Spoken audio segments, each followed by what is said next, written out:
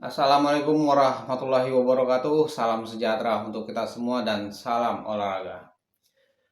Baik teman-teman, selamat berjumpa kembali bersama HID Channel. Terkhusus buat teman-teman, mudah-mudahan teman-teman selalu di bawah lindungan Allah Subhanahu wa taala. Diberi kesehatan dan dilancarkan rezekinya. Amin amin ya rabbal alamin. Teman-teman, timnas kita semalam dikalahkan oleh timnas Filipina dengan skor 1-0. Dengan kekalahan tersebut, timnas kita gagal lolos ke semifinal di Piala AFF tahun ini. Tetapi teman-teman, itu bukan akhir dari perjalanan timnas kita. Karena timnas kita yang turun di Piala AFF tahun ini adalah timnas U20, bukan timnas yang senior. Dan saatnya timnas kita untuk fokus kembali ke kualifikasi Piala Dunia. Mudah-mudahan timnas kita bisa lolos ke Piala Dunia. Baik teman-teman, sebelum kita mereaksi video tersebut, ada baiknya saya mohon dukungan untuk channel ini dengan cara pencet tombol like dan subscribe.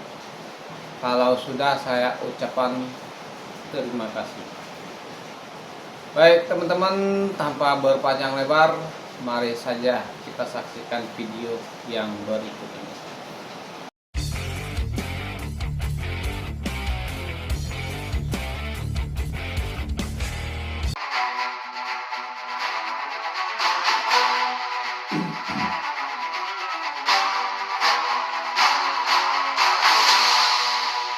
Laga penentuan di fase grup ajang ASEAN Football Championship 2024 akhirnya telah dimainkan malam tadi.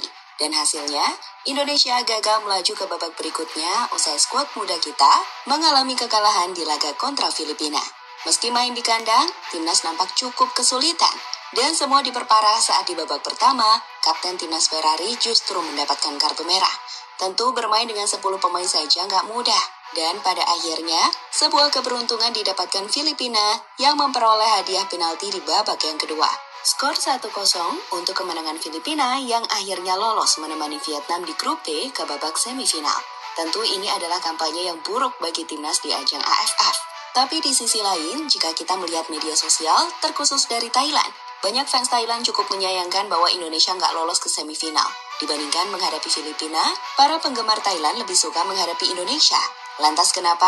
Kita telah rangkum hal-hal menarik seputar hasil pertandingan Indonesia versus Filipina sebagai partai terakhir tim Garuda di ajang AFF.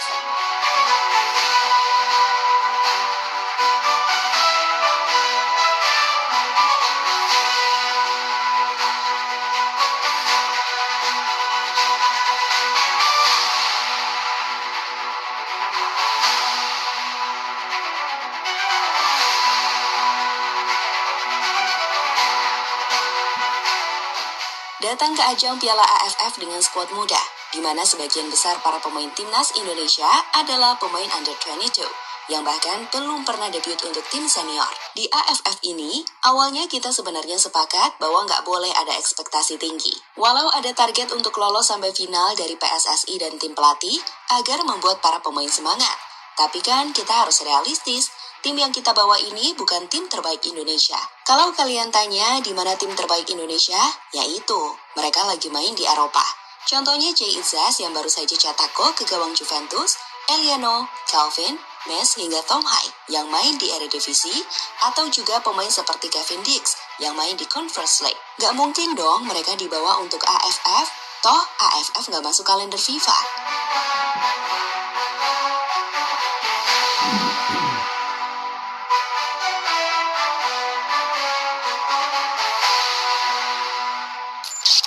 Jadi perlu diingat, tim yang kita bawa di AFF kali ini adalah tim muda. Dan kami pikir, apa yang ditunjukkan para pemain tim Garuda sudah cukup baik.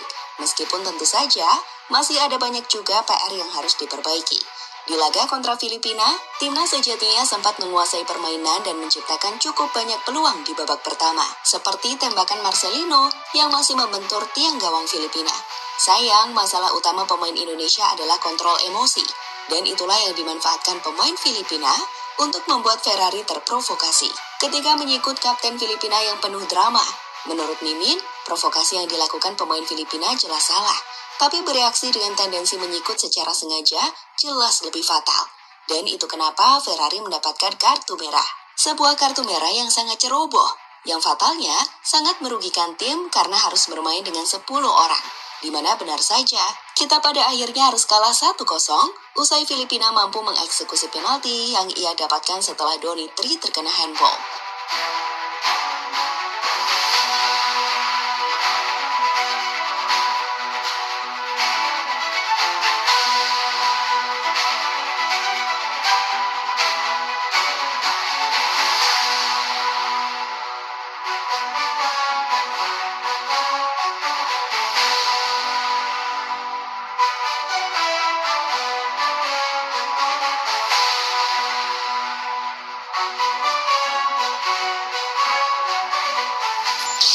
Menariknya, meski bermain 10 orang, para pemain tim Garuda sejatinya tetap bisa tampil dominan.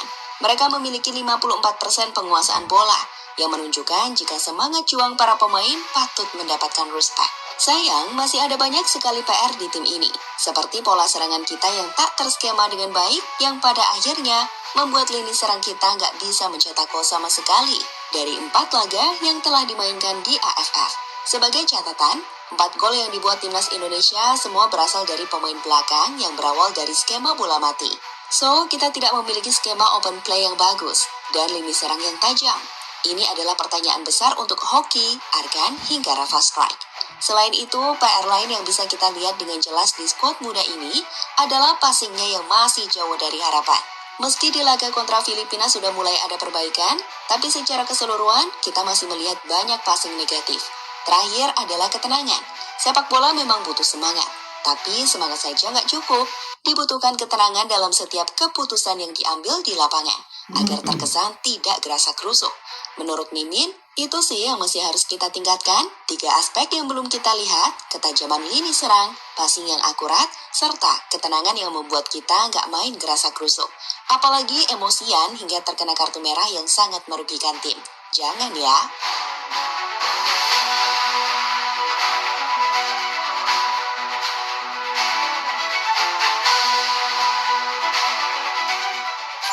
Waktunya fokus ke kualifikasi Piala Dunia. Dengan kekalahan Indonesia di ajang AFF, menurut Mimin kita bisa mengambil sisi positifnya. Di mana artinya, kita sudah nggak perlu banyak-banyak mikirin AFF, termasuk untuk Coach Shin Tae-yong. Yang ada, turnamen ini hanya jadi ajang orang-orang memanfaatkan situasi untuk menekan Coach Shin. Lihat saja di X, tagar #STYOut langsung keluar kalau timnas main jelek atau kalah. Padahal cuma pakai tim U22. Atas dasar itulah, menurut Mimin, kalau mau ambil sisi positifnya, syukur deh Indonesia udah nggak ikut AFF, apalagi di AFF kita harus terus turun peringkat FIFA.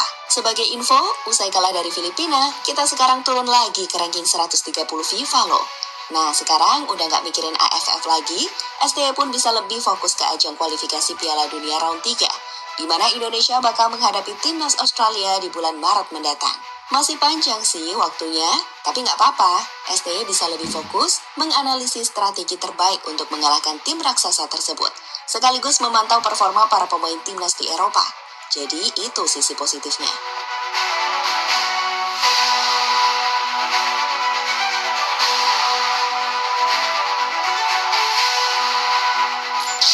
AFF sepi nih nggak ada Indonesia. Dengan populasi terbesar di ASEAN, dengan netizen paling dominan di sepak bola internasional, bahkan untuk level dunia, kami pikir gagalnya Indonesia untuk lolos ke semifinal bakal membuat sorotan ke ajang AFF berkurang. Tentu saja pendapatan dari turnamen AFF juga akan berkurang dong, dan harusnya mereka akan merasa rugi. Terlepas dari itu, bicara soal tim manakah yang sebenarnya diharapkan Thailand untuk dihadapi di semifinal, netizen Thailand ini ternyata lebih suka jika menghadapi Indonesia dibandingkan Filipina. Terbukti, usai Indonesia kalah atas Filipina, banyak netizen di Thailand yang menyayangkan hasil tersebut. Salah satu alasannya, karena mereka harus main di Filipina di rumput sintetis. So, itu tak akan menyenangkan karena berpotensi cedera, bahkan untuk ditonton. Stadion ini buruk, lebih baik bertemu bola dengan orang Indonesia. Dalam pertandingan ini, paruh pertama pertandingan, saya menendang seseorang sehingga Daito terluka. Untung baru dicukur ada kartu merah, tulis akun Syam Chalio Wong. Terus terang, saya ingin bertemu Indonesia lebih banyak karena saya tidak ingin bertemu rumput buatan PIN. Saya lebih takut pemain bola itu terluka, tulis akun Panat Suploy. Agak sulit bertemu di Filipina, lebih sulit untuk bertemu rumput buatan. Ini adalah kondisi dampi rumput buatan. Saya tidak tahu apakah Filipina tidak memiliki rumput yang baik untuk digunakan. Tetapi aturan away goal masih berlaku. Ini benar-benar kuno. ASEAN, oh ASEAN. Rumput buatan PIN sangat sial. Pemain sepak bola Thailand mungkin akan terluka pastinya.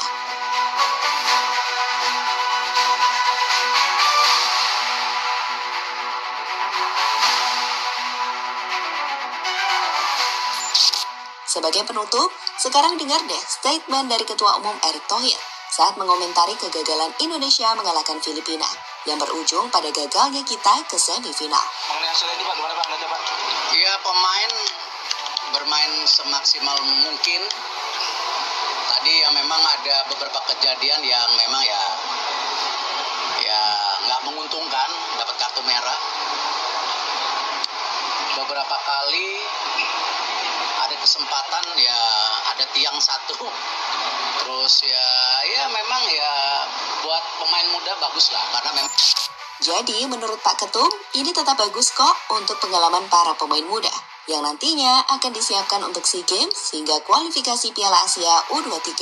Tentu saja dengan pemain-pemain yang akan dievaluasi, siapa yang masih layak dan yang nggak layak main di timnas.